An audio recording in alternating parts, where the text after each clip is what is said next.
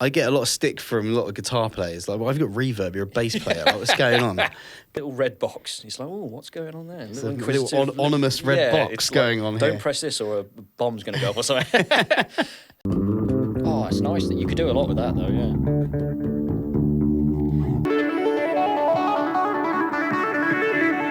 Yeah, there's all sorts of spacey stuff you could do. Because if you had all of those effects off, it's going to sound quite... If I do that without all the effects... Yeah, it's just like, there's no contest. The next one along from that is reverb. So, this one is actually meant to be on my board, unlike yours. Oh, here we go. Here we go. It's already started. Something's gone wrong with the board. Technical difficulties. I'm a real advocate for analog pedals right now. Don't buy digital. You'll never have problems like this.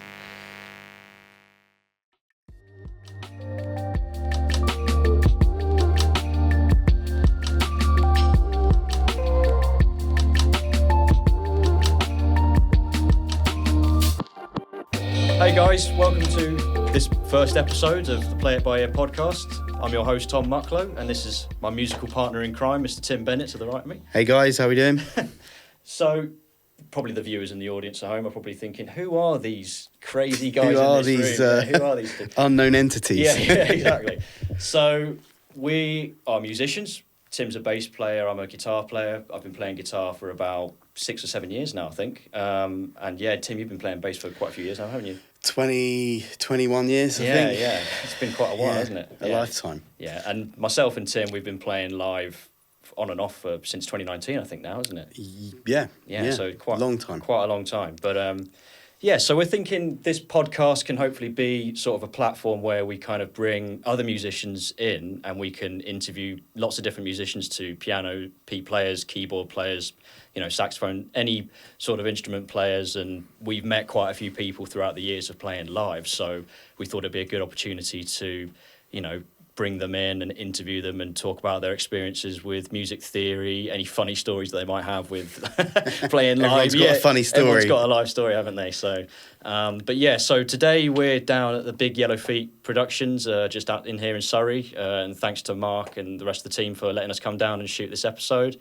And so I think the format that we're going to do for this podcast is we're going to have sort of a series of just questions we're going to ask the interviewees and the people that we bring into the podcast, basically. So we're just going to start this first episode because it's just myself and Tim who are obviously going to lead the charge with the next episode. So we're just going to ask some questions about each other and probably some embarrassing ones along the way as well. See how we get on, yeah. Yeah, so I'll start the first question and then we'll obviously get into our pedal boards as well when we get on and just kind of explain our history and our relationship with our instruments that we have. But I guess one of the questions I want to ask you, Tim, is like, how did you, obviously you've got, you're a bass player, but you play guitar as well. Yeah, exactly.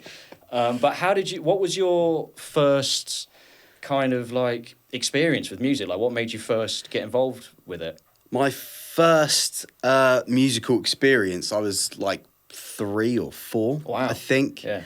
And my granddad bought me a tiny little kids like keyboard thing, and I worked out like Bar Black Sheep and all that on my own, literally in the hallway at home, like one note at a time.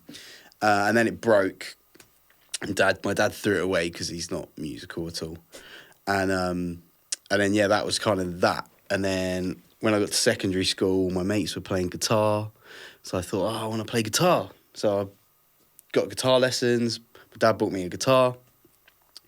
And then 2 weeks later, he took me to see Level 42. Oh, wow. That's like Mark King, isn't it? That's the guy, yeah. That's the guy. And I went there, and obviously Mark King's front and centre. He does all the singing, does all the slap bass, nice. And the guitarist is like off to the side. So after that gig, I turned around to my dad and I went, I don't want to play guitar anymore, I want to play bass. Not knowing that in the grand scheme of things, traditionally the bass player is at the back. He's always at the back. Chilling out. Just rocking out. Just, not really the centre of attention. Yeah. Obviously being 11, I did no, he then got quite frustrated with me. I ended up getting my first bass, and the rest is kind of history. I just learnt bass, then got into a few bands, and Yeah. lo and behold, here we are, 20 years later. Yeah, I guess like level 42, there's a lot of like sort of tapping and that kind of slap bass as well. Plucking, so yeah, slap bass. I imagine that was like the first one, a technique you wanted to try and get down on. 100%, because that's what Mark King does like all gig long. Yeah. So I was just mesmerised as a kid. Yeah, so I was like, man, I need to learn how to do this. Yeah. So yeah, it's quite quality. But so yeah, I don't know if you've got anything you wanted to ask about myself. yeah, as well, like. same question, mate. Like, Oh, yeah. what's your musical journey? Like, where was your first interaction with music? Yeah, how'd you get into guitar? Like a bit different from your story because you've been playing so long and you've got so many experiences playing live. Like obviously this is quite fresh for me because I only really started playing in 2018. You know, just like my dad obviously has a record collection, you know, as you know, you've been around there a few times, listened to a few stuff, you know, and that's sort of lots of classic rock influences throughout the years. And yeah, you know, I was down in Portsmouth studying a degree, and I sort of walked past a shop, and there was like a really old, like these shops, they tend to sell like packages, you know, you got an amp and a guitar in one sort of thing. It's like a the beginner's all-in-one things. Everyone's had one, and you don't realise back then that it's probably not like the best quality instrument. But yeah, I think it was like 70 quid or something like that, and I just like picked it up. And just started, you know, trying to play a few chords here and there, and yeah, trying to string together. You know, I didn't have any of these pedals or effects at the time, so and then through, you know, I think we created the band in 2019 that we were a part of. Yeah. And obviously with your help, like showing me how to be in a band and play live, and how to like, you know, manage your volume levels and not being too loud and all these sorts of things. But yeah, it was really listening to classic rock, and I mean, Pink Floyd was a big one for me. It was the gateway into this kind of music, because before that I was big into like electronic music, like a completely different vibe, side of things. Yeah. Like back in 2013 when the EDM scene was like a major thing. So, but yeah, so yeah, like similar to you, except like I've just not been doing it as long as yourself. But yeah, I think that's kind of where I kind of first started. But yeah, so another question I've got is what made you go, because that's a very unique bass, that one, isn't it? It's the carbon fibre, yeah. This is the baby. Yeah, I mean, we've played live with it so many times, haven't you? So oh, yeah. It's your number one, isn't it, I think, really? So the story behind this is, so it's a Status Graphite King bass, Black Beauty. Yeah. The key is in the name, King bass. So this is a run of models that Rob Green made for Mark King. Wow. Hence, I was so interested in them. It looks great. But Chris Wasselholm from Muse is the same brand. I didn't know that. Yeah. That's really interesting. Wow. Yeah, so it's the same brand. But they're beautiful instruments. He only makes them to order. Yeah. I don't think he does anymore. But he did back then when I ordered this. Goodness knows, 2010, I think it might have been. Wow. When I ordered it. And it took 6 months for him to build it, and I went and picked it up. Right. And it's brilliant. It's just a double humbucker setup with a 18-volt preamp. And the tuners are at the bottom. The tuners at the bottom, aren't they? Tuners at the bottom. Wow. So you have a double ball in each end. Yeah. You put one in each end, and then you just twist it, and it stretches the string. Is it because it's carbon fibre? It's quite light as well, I imagine. It is quite light, yeah. So the only bit of wood is in the body itself. It's like carbon graphite in the neck there. And it's got 2 truss rods as well. So it doesn't move at all. It's I haven't had it serviced since I bought it. Wow. And it's still plays great. Still plays great. Yeah. What, 16 years later or something? Yeah. So no, I'm very happy with it. And obviously I was a flashy young man, so I got lights in the I always forget about that every time I see you play. I don't put them on as often anymore, mainly because I get called rude names. It's a real in showpiece. The pubs that I play at. It's a real showpiece, though, them isn't on. it? Yeah. No, but it's a beautiful instrument. It plays amazingly, and over the years I've bought other basses. And the second bass, I then get to the gig night, and I just pick this up every time. So I don't really have a proper second bass, because I mean, that's your. But every time I see you play, I'm like, that's definitely this your is one, isn't it? this kind of goes hand in hand with me and my sound now. Yeah, so. yeah. No, so I'm listening to it play. Like I've seen you play. It's like it's yeah. And when the lights come on, it's like it's getting serious when the lights come on. It's when you know it's serious. Yeah. Yeah. But it's a beautiful thing. I probably should have taken a little bit more care of, but I will keep playing it until it stops playing. So. Yeah, exactly. Yes, that's my baby. Lovely stuff. Yeah. I noticed you're the Gibson SG man. Yeah. So I mean, this is like yourself. I think we've just brought down our number one instruments really. So yeah, this is a Gibson SG 2019. It's actually nothing crazy in terms of specs. It didn't originally come with the bridge, and this is going to be quite controversial to a lot of other guitar players out there. We drilled into the bridge of the guitar because this Maestro tailpiece didn't come with it originally, and it's actually added a fair bit of weight to it. But yeah, it's humbucker pickups in it, rosewood neck, and yeah, it's been my number one since, I think, when did I get this? I think I got it in 2019, June 2019, from Anderton's. Shout out to the guys in Guildford. Make some good instruments, those guys do. So, and I love playing it. I think when I first was learning this thing, it was very, like, when I was in the band with you, it's like I couldn't get some good notes out of it. And then obviously over time, doing the grades and stuff, and with John's help as well, who we both know, teaching me with lessons and stuff. You can unlock more of the fretboard. I'm sure we'll have John on the channel. Yeah, I'm sure. Soon, maybe he'll be on for the next episode, so stay tuned for that. But yeah, so this is just. I mean, it absolutely howls when I get the right tone out of it. Those humbuckers, isn't it? Yeah. Particularly like the bridge pickup. I mean, I'm always on it. I mean, I should probably use the other pickups more, to be fair. But I think as well, having the cutaway at the bottom gives me such a better access to these frets underneath here. Because like with Strats and Tellys, as much as I love those guitars, you're kind of stuck here. Whereas I can just get my little fingers straight away up. Get into the grit of it, can't you? Yeah, exactly. But absolutely. I mean.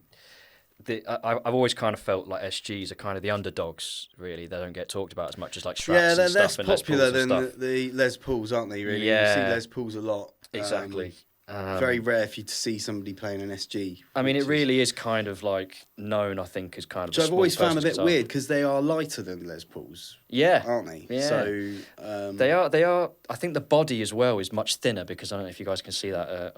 They're kind of beveled out, aren't they? Yeah, it's really comfy, and the way they bevel it, it kind of sits quite nicely when you're sat and playing it, and then also when you're stood up and you're playing it as well. The bevel kind of gives you nice contacts. So yeah, I mean, like the humbuckers. I'm always on the neck, the bridge pickup. Sorry, the bridge pickup here. It's just I always get the right tone out of the bridge pickup, and it absolutely howls as well when I get the right tone in. So it's kind of.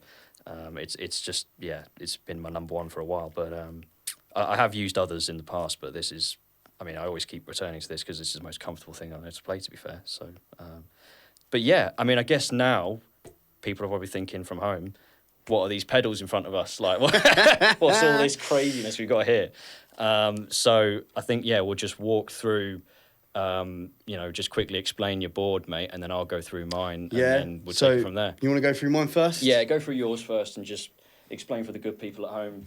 Wonderful. I'll just Take stick these on so I can hear what I'm doing. Yeah, we've got the cans on today.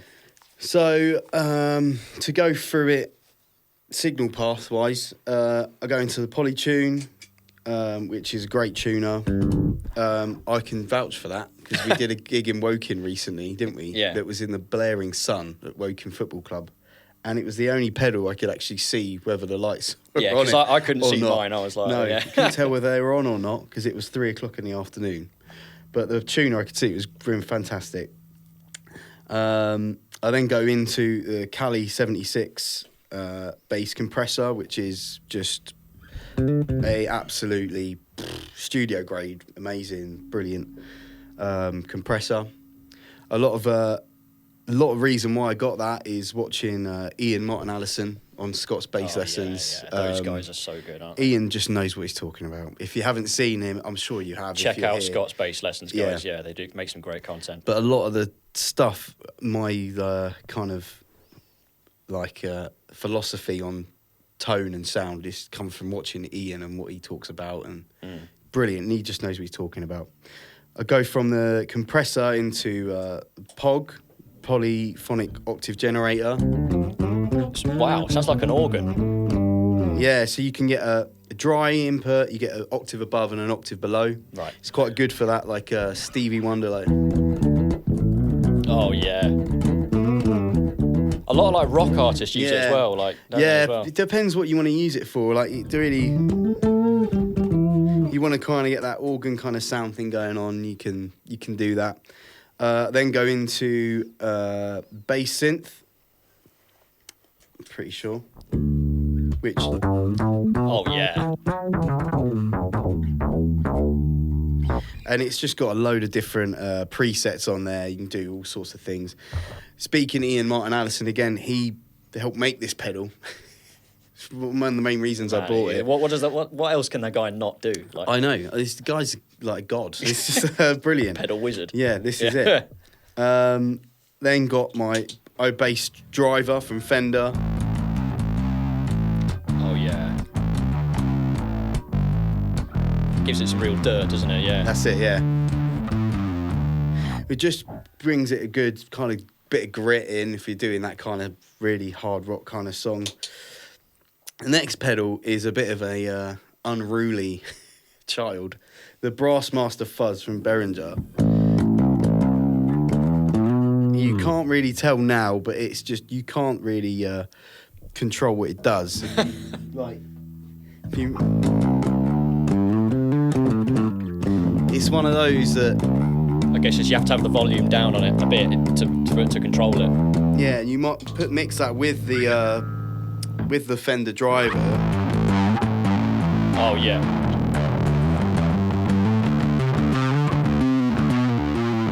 You get that kind of sound. You just get a real kind Forget how good that riff is. you just kind of can just punch through anything with them. Then into TC Electronic Thunderstorm Flanger. Oh, nice. Yeah. Yeah, that's which is lovely. It's proper spacey sort of sound. Yeah, it's not something I use all the time. There might be the odd song, like Bohemian Like You, like you get that real kind of bit for every now and then. Reverb, I get a lot of stick from. Classic. I get a lot of stick from a lot of guitar players. Like, well, I've got reverb. You're a bass player. Like, what's going on? But I mean, the main thing for me is like Mark King. You know, he's the guy that I'm. You know, made me play bass. Is he'll have it on for this stuff like this. It's very cavernous. Yeah. Oh yeah, keep playing it. You know, he'll do solos with it on, and then he gets rid of it.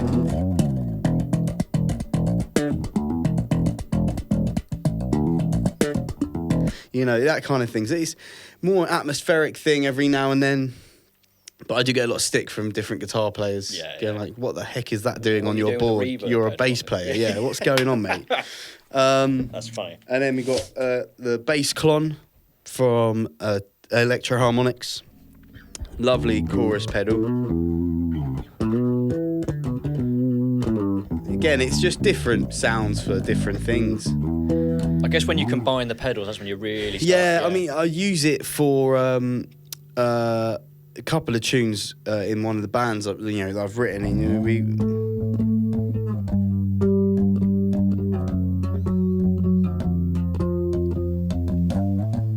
that's the bass line from Freedom by the Stone Age. Oh yeah, yeah, which is on Spotify. People check out Freedom by the Stone Age. Actually, you're gonna get those streams up. I'll put all the links in the description for anyone who wants to check that tune out. Yeah. And then finally go into a delay, which I mean is probably my least used. Like. Oh, it's nice that you could do a lot with that though. Yeah.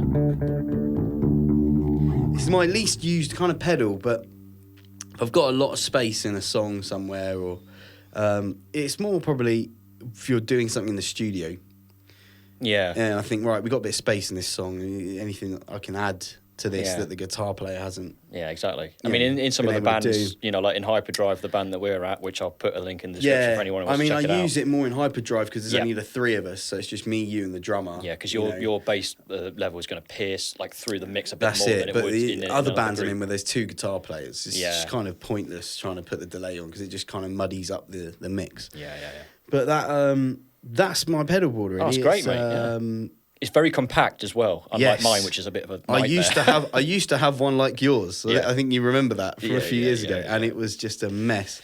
And it used to the patch cables were dodgy, and I'd lose signal halfway through the gig, and I'd be just kicking the board to try and get the cables to be back on. Yeah, and it was an absolute nightmare. Nice one for showing us. That's great. But I mean, like one of the it's because with my board, I've focused so much on getting the pedals and accumulating the tones that the actual niceness and the tidiness of the board has sort of taken a bit of a back seat. But, it's one of those. But yeah. speaking of your board, like talk us through it, mate. Yeah, what you got? Why have you got it? Go through some stuff. When do you use each of them? You know, Yeah. it's a lot going on there. There's it's a bit big to be fair here, but yeah. So on just to the right, so this little guy here is the wireless system, which I have, which I use wireless a lot because I tend to move quite a bit on stage, and it's quite freeing not having a cable around you. So that's what this sort of blue light is at the end of the guitar here, and so yeah.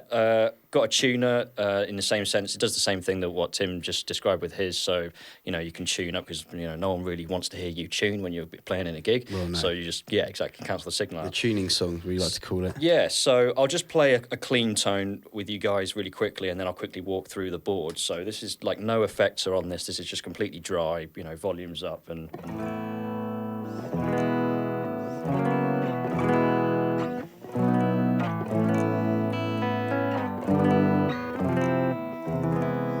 So just pretty straightforward sort of tone. Yeah, it's got a lovely sound you're starting with a great sound from the guitar as it is, aren't you? Yeah, just a load of, you know, sort of clean chords really, because my playing can go in tangents sometimes. But yeah, so like, you know, Tim, I've got a compressor as well, which just it kind of cuts those frequencies up at the top end, and it kind of acts as a bit of a natural volume boost. It with all the other pedals turned on, it doesn't really make that much of a difference, to be fair. You can't really tell that much, but I like to think it's doing something in the background. Well, this is the thing with pedals, isn't it? You use them in tangent with other pedals, and then that creates the sound that you're looking for. Exactly. Isn't it? It's when you start mixing the different colours, if you will, you know, that's when it really starts going. So overdrive, this overdrive I've been using since the beginning. It's the JHS Superbolt, and I think JHS just absolutely knock it out of the park with their pedals. They're just absolutely great company. Yeah, brilliant. And you know what Josh has done with that company is just, I mean, like the history of the pedals that guy knows is just. It's like I'm always watching his videos, going through it, like researching as much as I can. So this is just the straight overdrive tone.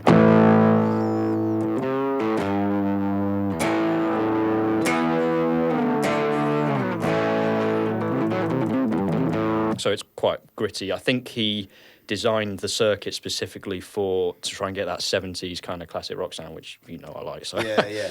And then I've got a second one here, which is effectively the same pedal, but all of the volume knobs are dialed down slightly to try and get a bit more of a cleaner. So say if we were doing a funk rhythm, you know.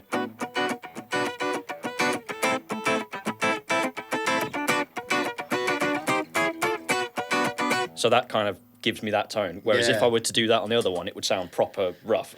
Well, this is it. Sometimes, you need different things with different... Yeah. But look at why have one JHS Thunderbolt when you can have two? Yeah, exactly.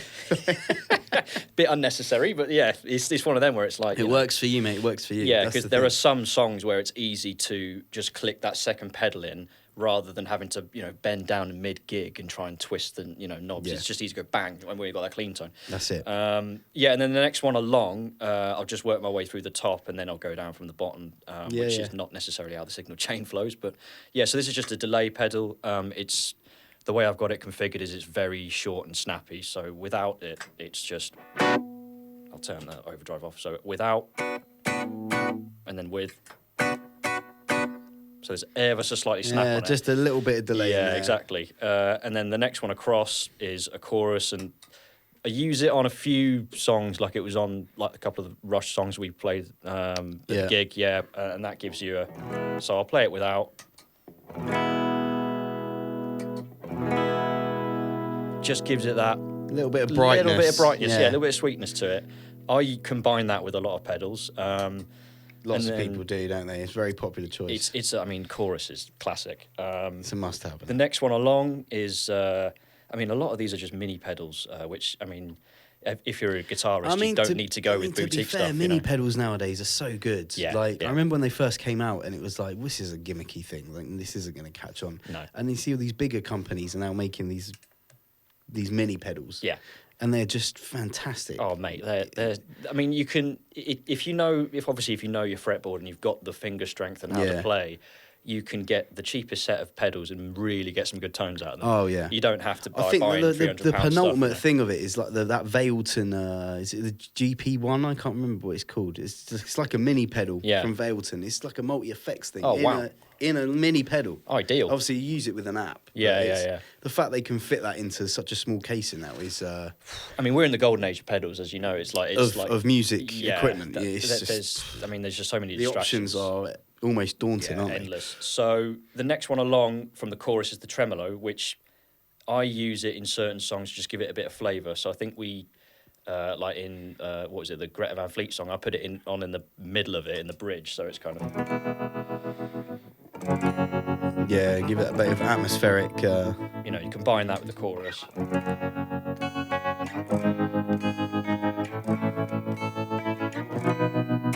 So you get a great thing there going on. It's not on all the time, but I quite like it adding a little bit of texture sometimes.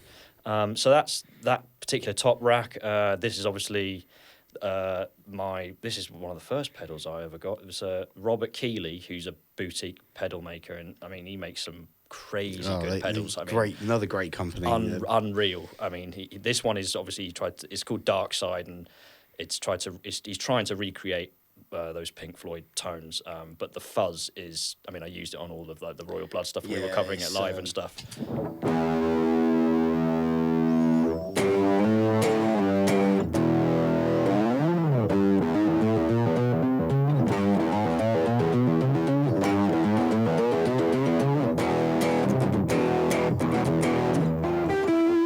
So yeah, I mean it's pretty low volume at the moment, but I mean to be fair, when we play stuff like that, I just sit back and let you do. If you can't imagine it live, come and see us live. Yeah, and exactly. You'll get the feel for it. Yeah, you'll actually know what's probably going on.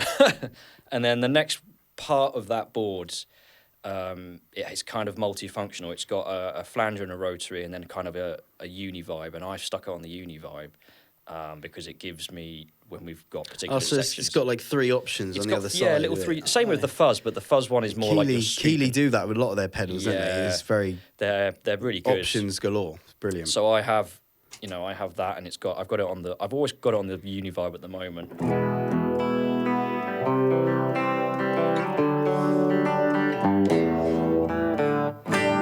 So yeah, it's kind of that weird, phasey, shifty sort of sci-fi thing. Yeah, it's great. Next one along from that is reverb. So, this one is actually meant to be on my board, unlike yours. Here we go. It's already started. So I have it quite low on here. There's some different settings. You can have it on a spring reverb or a hall reverb. I don't use the Fleur one. I don't think anyone really uses it because it just sounds weird. Depends what you're doing. Horses for courses. Exactly. It depends what tune you're working on. So I'll play without for a bit. Gives that a little bit more. Just a little bit more echoey. If I were to increase it slightly, you can really hear how much it changes. Yeah, it's like now we're in a cave somewhere. Like but I tend to have it quite low down. Proper hall vibes, yeah. Yeah, I mean when you're soloing with it, it. Let's put the delay on. Reverb and the delay all together. Yeah, exactly. I'll get to that delay in a second. So going sort of down and to the right is basically a little red box. It's like, oh, what's going on there? It's a little anonymous red box going on here. Don't press this or a bomb's going to go off or something.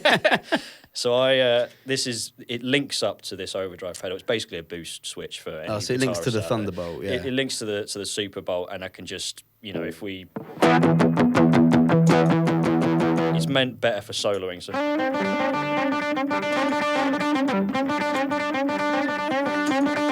it just gives it that lift in the Yeah, solos. it's just a little lift, which a little bit of when juice. you're cranked at volume, it makes a massive difference. Yeah, I mean, it's when good. you've got the amp behind you, you can feel it. You can lean back off it so much. And then the next one along is Phase 95 MXR, probably one of my favourite. Great pedal. Yeah, I mean, it's so good. It's just a lot of spacey sort of stuff. So combining that with the reverb as well.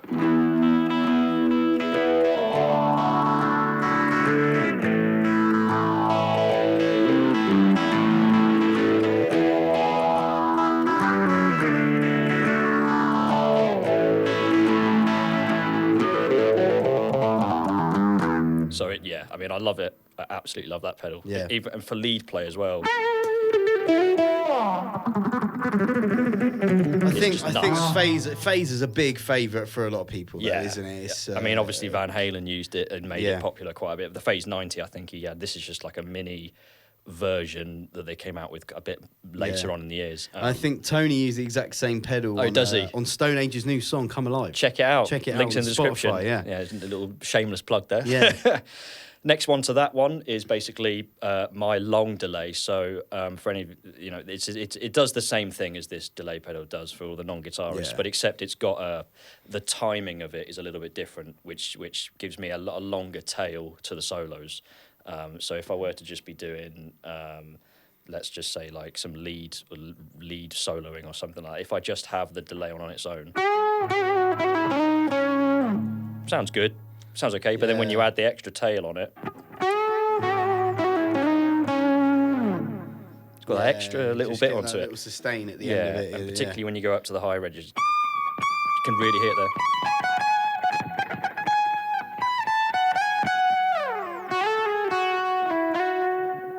So it's very nice to use for soloing and even rhythm sometimes, but it can be a bit too much. So that's that delay pedal. The next one along is quite an interesting one. This is essentially, in simple terms, it's just a reverb pedal, but it's got another reverb pedal. Yeah, another one. It's we've got too many reverb pedals. At least I've only got one. Yeah. You're winning on me on that, but so I use this for lots of different things, lots of songwriting recently, particularly. But it's a longer. So if I were to do some soloing with it, you can really hear.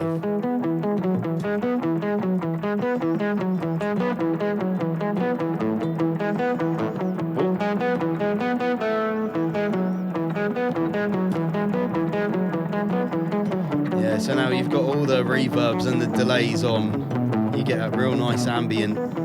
Yeah, and you combine the pedals. So if I get the Univibe back on. Yeah. You can really create some funky sounds. It's really nice. You get the phaser on as well.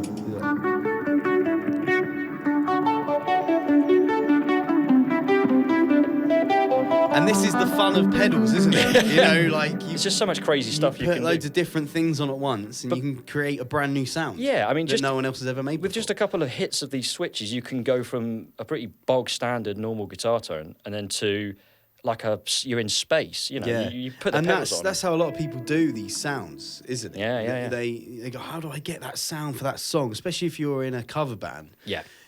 Sometimes it's actually we don't need one pedal. It's actually. It might be a mixture of the pedals you've already got. It's the combination, really. Yeah, isn't if you put the combination of them on, you can get that kind of sound. Exactly. And that I learned a bit of that from Ian Martin Allison again. You can get a nice bass synth sound. Yeah. From putting an octave pedal and a drive pedal and a chorus pedal on all in the right order. Yeah, exactly. And you can get that synthy kind of sound. You don't need to spend a lot of money on a synth pedal. No, not necessarily. And for songwriting purposes as well, it's good to just have this at access because you might get inspired one day.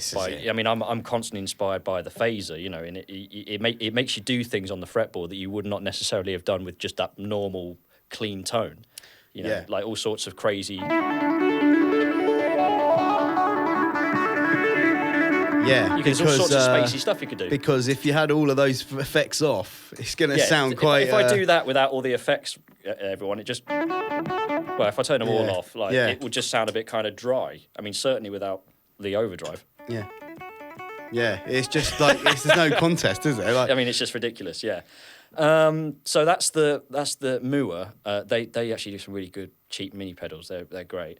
And then we've got a basic, a mini wah pedal. A lot of people use the the longer ones. I've always wanted to ask you this, like, why the mini Crybaby and not a standard one? Because I've seen them around, like in the shops and that. Yeah. I don't know if I've actually ever seen one on somebody's board. You've never actually seen it, yeah. So my question is, why instead of the standard? You know, I don't know really. I was just online once and I saw that there was a smaller version of it, and the reason why is the feel. I feel like I get more control with my foot because it's my foot is hanging over the edge of it slightly, whereas in a normal one, for those of you who don't know, it's a similar size to like what this volume pedal. Yeah. But this one's a smaller one. I mean, because it fits on the board much better.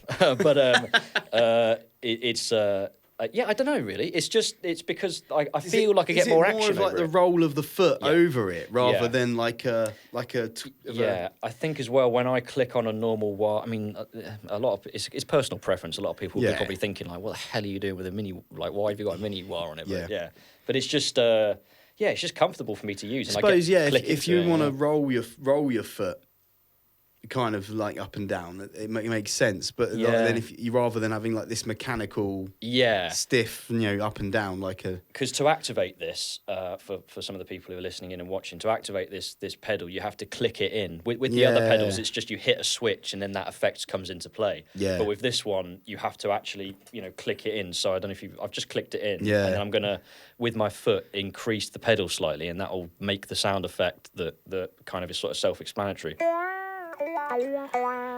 And you can use it in lead play or rhythm. So a lot of funk players.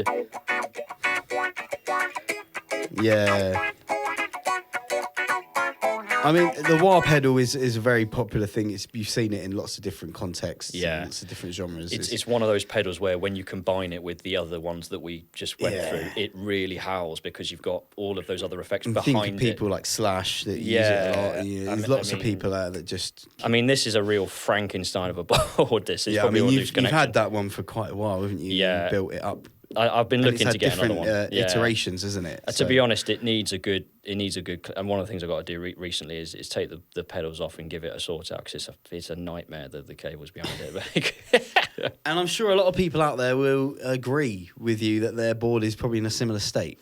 Yeah, a lot of people are at that. I mean, there's a lot of people who don't even have this many pedals. I mean, I'm lucky to have this, really. It's years and years of accumulating these things. As you know, it takes time. I mean, you built your board, it took you 6 months to get that board, didn't you, to get that? Yeah, but I mean, I only finished it recently, which is why it looks so clean and very compact and very good. But it took me a good 6 to 7 months to work out what I wanted and how to build it and that. Yeah. There's still probably a couple on there. I'm not sure whether I want or not. I want to switch them around. But so for the guys listening at home, I mean, that's the pedals we used. And apologies for the technical difficulties there. I don't know what's going on with that. It's just a dodgy cable. But me and Tim, we swear by these boards when we play live, don't we? I mean, 100%. We just can't. You could go into an. Do you want to go into analog versus digital right now? Or? Maybe for another episode, mate. But I mean, we're coming towards the end of the little episode here, and again, it's just myself and Tim here because we want to try and first episode, try and continue this sort of series because we've played with so many people who've said, John said he's up for it. I think you said Tony would be keen for it. Yeah, we got loads of people that will come in, and the idea is that it's your everyday musician. You see these podcasts out there with people that have these big things going on. They get these really famous musicians come in. And it's great to know that, but we can't relate to those people because they've got loads of money. They've got loads of resources available. They've, been touring the world. We can't relate to that. Yeah. So the idea is that we bring in people that play at pubs and at bars and local venues. That how do they do it? What gets them going? What makes them tick, pretty much. Yeah, because... And how have they got to where they are, And I think it's quite a good idea, personally. Yeah. When you first, told me about it, I was like, what great idea that is. We discussed it, and we were thinking, God, we don't know if we... it's quite a thing to do, but, me and Tim spoke about it many times, and we thought, it would be a good idea to not just sit here and obviously talk about the musicians, but to promote their stuff as well, because there's a lot of guys that we know are quite active at the moment working. You know, John's doing soundtrack design. There's a lot of people we know that they're out there, they're grafting hard, yeah, exactly. and they're producing some great stuff. Yeah, you know, and unfortunately, the way the music industry is at the moment, it's just hard to break through and get people to hear what you're making. I mean, the music industry is just a tough cookie to crack, a sort of end of story. But yeah, getting some of these people that we've met over the years, and hopefully, you know, we can make it entertaining for you guys. And you know, there's there's people we know that have got some funny stories over the years. I mean, we do as well, to be fair. But yeah, so again, the format will be just like asking them sort of set questions, trying to keep it within the hour as well, because, you know, I think people, we don't really want to go on longer than an hour, really, do we? Nah, I've got stuff to do with my life. Yeah. So. Otherwise, your missus will be like, "Oh, where has he gone?" Where are you now? Yeah. But yeah, I mean, unless there's anything else you want to ask me, mate, before we wrap up here today. I don't know. I don't think so. I think the problem is knowing you for so long. I feel I've heard it before. It's not. You've heard all the stories. It's hard doing it in this format and finding different questions. Yeah, it's like we've exhausted all avenues of conversation anyway, really, haven't we? Yeah, pretty much. Yeah. We normally meet up now and we get a beer and we just sit there and look at the other side of the room, don't we? Yeah, we're just sort of chatting. No, we don't. We don't do that. No, we don't go out that much, though. Yeah. We're normally too hard grafting with the music. Yeah, I mean, you're like I say, Tim and his band are active. I mean, he's got a load of different bands on, and I'll put loads of links in the description. 3 bands at the moment. Yeah, so keeping me busy. Do feel free to check out those links in the description, and yeah, I think we'll wrap it up. But yeah, thank you so much for joining us. Enjoyed watching. Yeah, enjoy watching. Subscribe. That'll really help us out, and you know, we can get some more people on the channel. Yeah, and we'll see you in the next one. See you in the next one. Cheers guys. Bye bye.